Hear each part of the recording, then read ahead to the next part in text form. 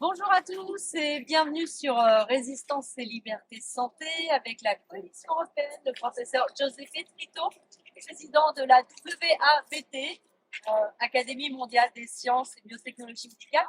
Merci à tous ceux qui nous suivent. On est aujourd'hui le 4 mai devant les Invalides, place Vauban, pour informer les personnes sur la future signature du traité pandémie OMS qui aura lieu entre l'OMS et l'Europe. Donc, Giuseppe Trito, Oui. explique-nous un petit peu aussi tout ce qui en ressort. Bonjour à tout le monde, je suis neurologue-anthropologue, je suis une carrière en France, et aux États-Unis, actuellement en Italie. Aujourd'hui, nous sommes dans un climat un peu sibérien ici à Paris, mais nous sommes là pour témoigner le sacrifice des personnes qui sont mortes à la suite des vaccinations du Covid et des vaccinations RNA messager faites dans ces campagnes exceptionnelles qui ont duré 3 ans dans tout le monde. Ce témoignage est aussi un appel à tout le monde scientifique et de chercher la vérité dans toutes les choses qui sont passées dans les 3 ans. Et avec un cover-up incroyable au niveau international sur l'origine du virus, sur même la conception et le design des nouveaux vaccins, qui n'étaient pas des vaccins, mais étaient des produits d'action transgénique, donc avaient un effet sur le génome humain, Donc maintenant, ça c'est une question de santé publique. Il faut donner l'espoir à les personnes qui sont malades aujourd'hui d'effet des vaccins et du Covid, long Covid, comme ça s'appelle, Covid prolongé, etc.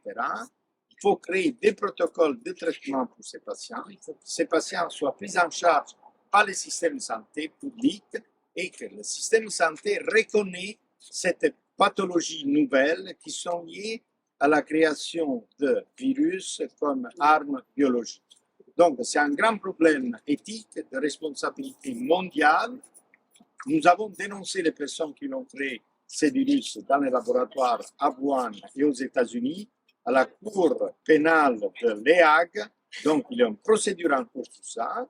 Il y a aussi une procédure qui est lancée par différents pays, comme par exemple l'Hongrie, contre la Commission européenne qui avait autorisé l'utilisation massive dans les pays européens obligatoire de ces vaccins qui n'étaient pas des vaccins et n'étaient pas validés sur le plan scientifique et n'avaient pas une expérimentation suffisante. Donc, nous sommes en face du plus grand scandale médical de l'histoire de l'humanité. Nous devons donner une espèce de reconnaissance à toutes les personnes qui sont mortes, aux médecins qui sont sacrifiés pour ça, parce qu'ils sont morts aussi des médecins. Je pense à Olivier Soulier, notre ami. Olivier Soulier de Liberté et Santé en France, le professeur Luc Montagnier, qui est mon grand ami. Donc, ce combat va continuer, surtout et maintenant, il est proposé une réforme de l'OMS, qui est une réforme totalement décevante. C'est une réforme qui veut couvrir l'inefficacité de l'Organisation mondiale de la santé en face des nouvelles épidémies qui sont en cours et qui doivent arriver les prochaines, toutes d'origine synthétique. Il n'existe aucune maladie actuellement des nouvelles épidémies qui soit d'origine naturelle. Il faut que les personnes sachent vraiment ça. C'est une manipulation avec la biologie synthétique pour créer la peur dans le monde et le contrôle dans la santé de la population mondiale. Donc, beaucoup de travail à effectuer, Oui. des reconnaissances à faire valoir, des procès à pousser. Donc, avec la coalition européenne, on y travaille beaucoup.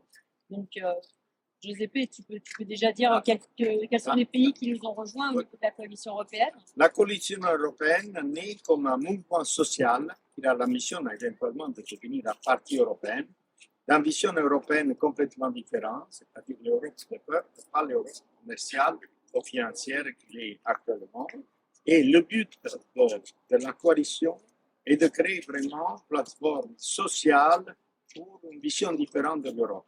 Dans le même temps, trouver des modèles de santé publique qui soient complètement différents des modèles actuels qui ne fonctionnent pas vraiment. Et troisième, délibérer une carte de constitution de l'Europe, un très nombre limité de points, 10 ou 12 points, qui permettent d'unifier les citoyens européens. Donc, une Europe de citoyenneté où toutes les nations sont reconnues dans leur spécificité. Nous sommes favorables au maintien de la souveraineté des pays, mais avec une charte où tout le monde se reconnaît dans les droits humains et dans les droits des valeurs de l'humanité. Donc, avec un grand esprit éthique dans tout ça. Il y a un travail social, Social. médical, juridique, médiatique aussi, parce qu'on n'a pas du tout de visibilité. On discutait tout à l'heure, on a discuté ce matin avec les policiers qui sont présents.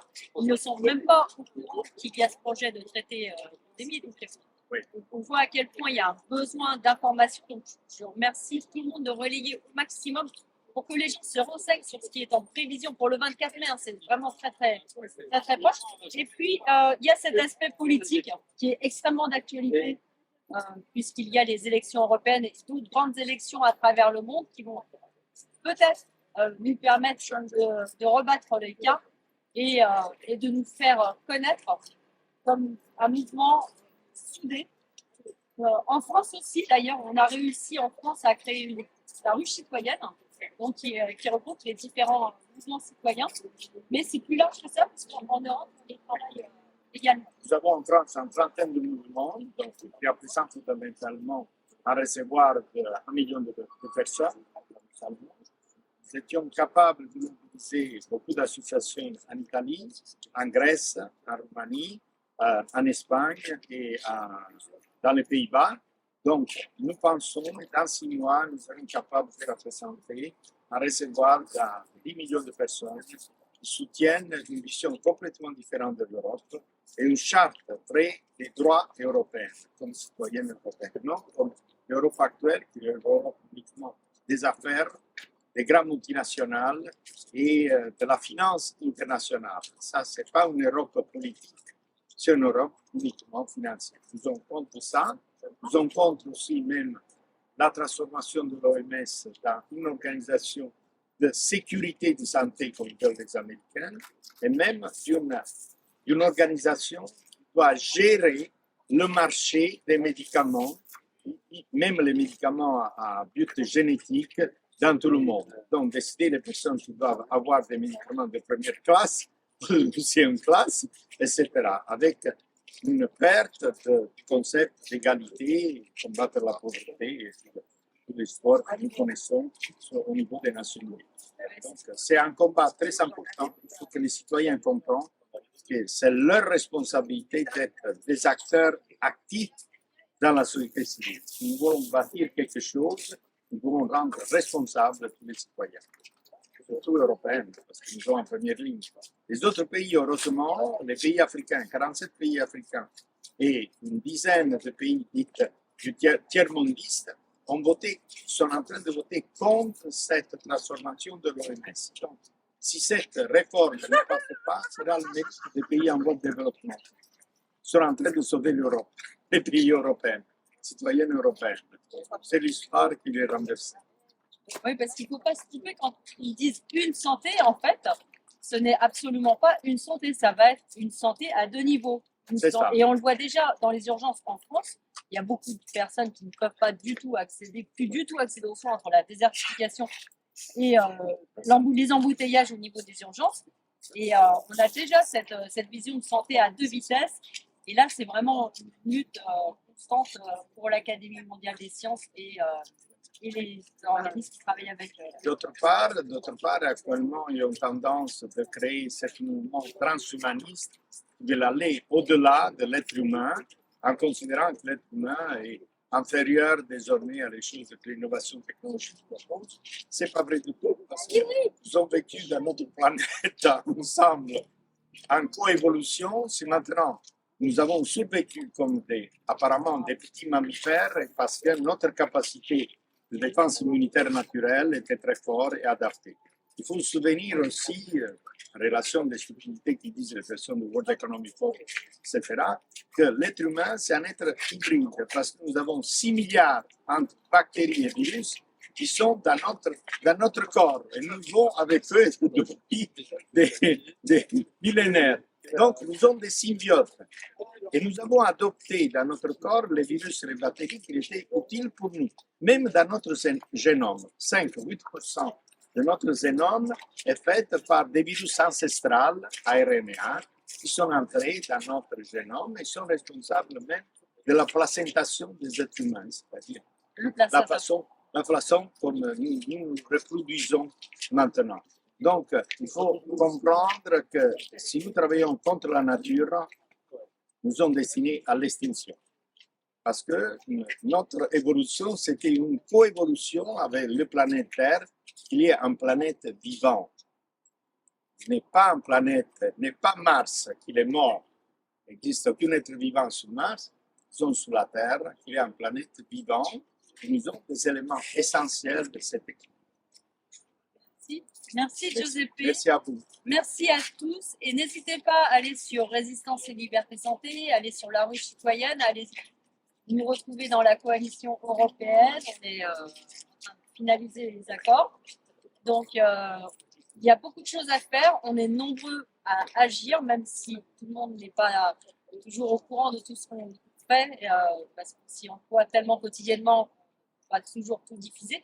Mais en tout cas, on est heureux de discuter avec vous aujourd'hui.